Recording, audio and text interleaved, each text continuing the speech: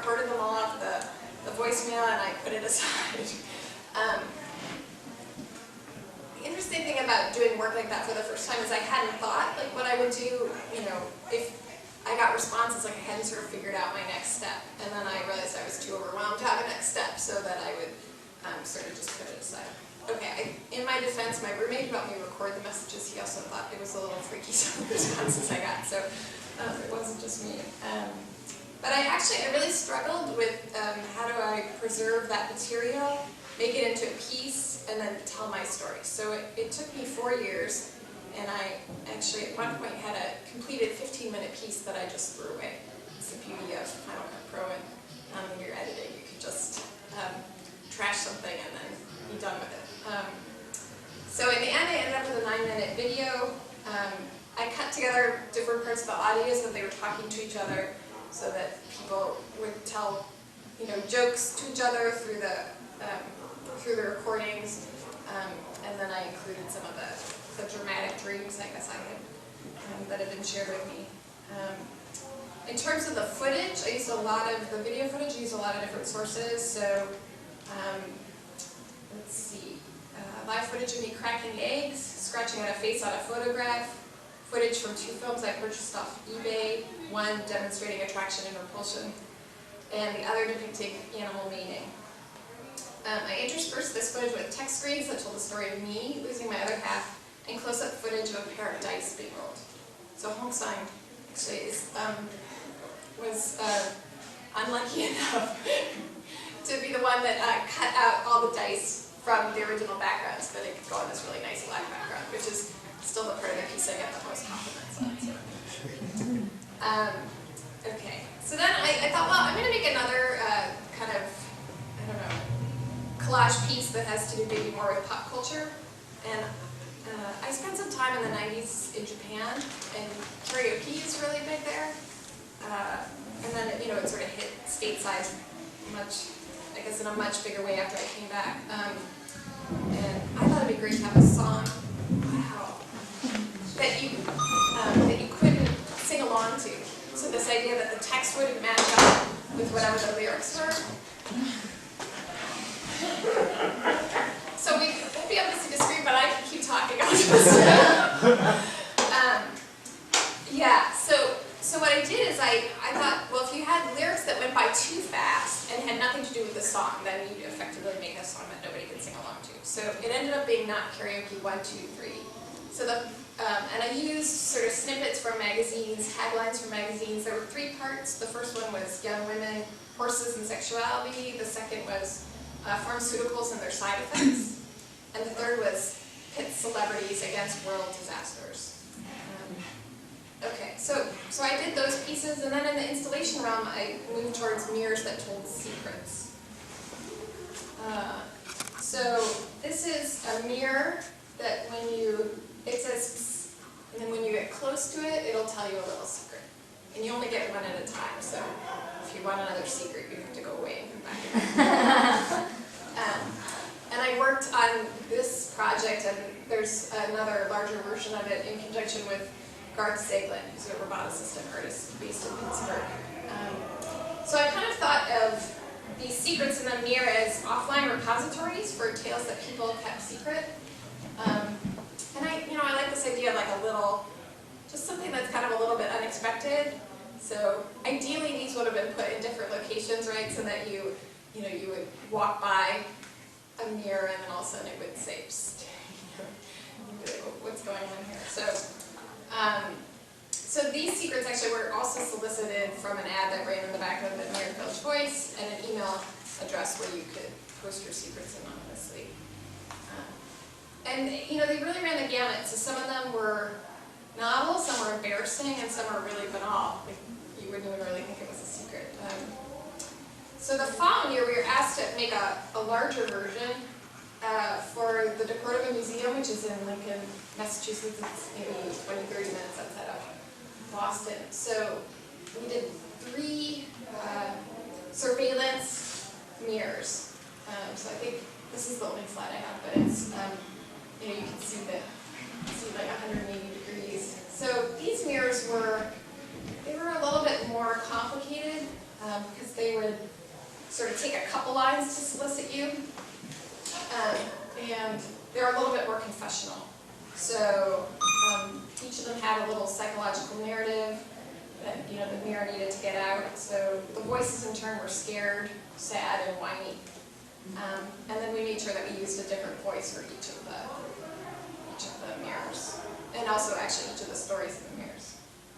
So I probably would have continued working with this sort of collage, like take different voices out of parts of our culture, looking at the secret side of things, I guess, if I hadn't gone to Miami Basel in December of 2005. So along with the rest of the world, I watched Katrina and its aftermath play out in the news, and I really couldn't believe that such a tragedy could happen on national TV and we couldn't do anything about it, or that there just was such a disconnect between what we were watching and what was being done, I guess. Yeah, and I was in New York City at the time, and I felt really powerless and incredibly sad, and I think it really made me think like what the role of art was in the world, and what I could do as an artist. Then I also thought about the images that we saw that were seen over and over again, both on TV and print media, and there were sort of some images I think that I know that I still associate with Katrina. So, and I thought, what does this mean that this is our history? And so what can artists do maybe so that there are histories, plural, and that there are multiple voices? So I didn't have any money to go down to New Orleans, but because I thought, I'll need a crew and everything, but I thought I'm going to try and get there as soon as I can. So I was still thinking about Katrina when I arrived in Miami, because of course art fairs are, they're kind of opulent. There's a lot of money there, and parties and things are on display. And so going through Miami during the day, you would see this incredible rush to rebuild, and lots of workers just running up and down steep rooms without what looked like a lot of support or scaffolding. And then at night, Miami would really empty out, and you could see these broken signs, outdoor signs for advertising or businesses. And also, I had never seen so much of this before because I grew up in the Midwest where we didn't have hurricanes, but these big glass windows were replaced by big sheets of plywood, which are simultaneously, I think, really ugly and beautiful at the same time. So, yeah, so I went back to Miami and shot the footage for Drive-Thru, which is the piece that's next door, I guess, or in the other room. And let's see. So I was very interested in what it looked like at night. I thought these sort of sad, lonely, broken signs were, I don't know, that they point a little bit to our humanity and to these sort of marks that we've made through industrialization, that even after we're looking at things having been sort of partially destroyed or whatever, there's still a way in which we've made a mark. So this is a Denny's sign, and well, I'll explain that later, but apparently Denny's changed the way the light tubes go in their signs. So this is an old Denny's sign as opposed to a new Denny's sign. Okay, so what I did is I recorded about, 75 or 80 locations, then pared them down, so it was about 20 minutes of footage, and then there was kind of a natural percussive soundtrack to the city at night, and then I augmented that with some drums and sounds of dogs barking, and a little bit of constructed music, and a little bit of snippets of songs, so kind of, I guess, maybe a little bit of an homage to karaoke. One thing that made this piece happen was that HTV had kind of just come onto the scene, so I mean now everything is high def, right? But at that point it was difficult to make video that looked good and clean and beautiful at night, and so I think sort of being in love with this broken industrial landscape in Miami at night and then being able to record it was really important to the work that I've made since then. Yeah, and I guess, I feel like this work is kind of, it's optimistic in some way. I don't know, the light coming out of the darkness. So you know, like that's actually, it's a sign from a laundry, but then when you look at it like that, it says LA, so it's, which makes me think of the beach ones. Okay, so after I'm going to show you a couple more slides. This is another one that we're going to take a look at.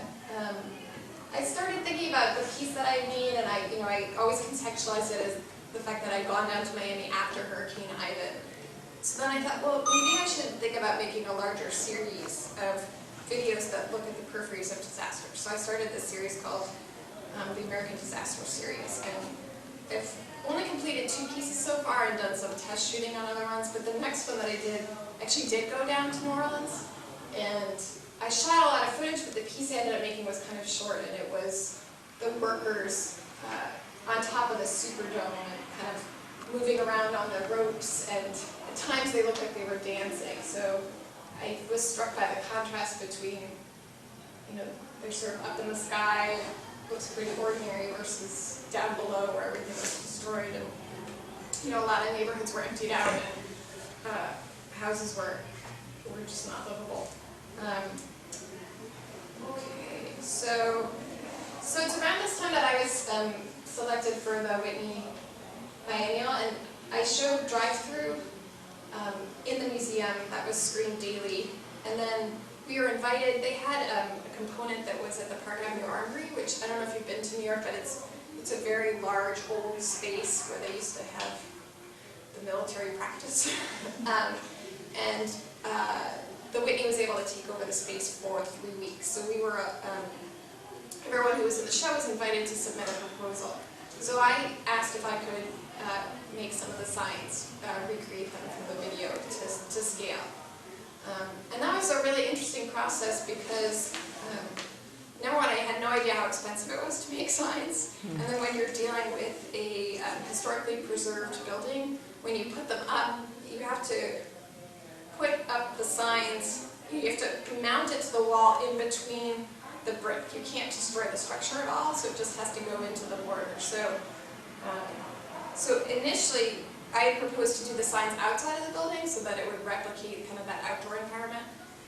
There's a very strong neighborhood association on the Upper East Side at the Park Avenue Armory, like in that neighborhood. So after discussions with them, it was determined that we can put the signs up, but they could be on for like an hour a day. So it sort of defeats the purpose. So then we decided to move them inside into the drill hall. And then originally we were going to do like 10 or 12, and the quote for it was like $120,000. Well, I wasn't paying for this, but still that was kind of exorbitant in terms of budget. So in the end, there ended up being 5 signs, and I think it was like $40,000 or something, including the installation. It was pretty incredible. I mean, I didn't pay for them, but just that I would have something like that done for me. And oh, you know, what are you putting in the show? Yeah, I'm having these signs made for me. So it's the same company that did the MetLife sign over, what is it, Grand Central Station, and then they also did the signs for, I don't know if it was the Yankees or the Mets. So they actually had to get my piece out and into the Park Avenue Armory because they had this baseball thing going on that I was getting in the way of. So I just wanted to show you, like, these are some of the signs you'll see. These are taken from the video, but then you'll have a sense that these are the signs that I used. Okay, so they were done to scale because the tubes, the fluorescent tubes, are standard sizes. So actually, from looking at the video, they could figure out what the size of the tube was. Okay, so these are just, and that's the little one. John Waters like this at the opening, so that was kind of nice because a friend of mine, who I know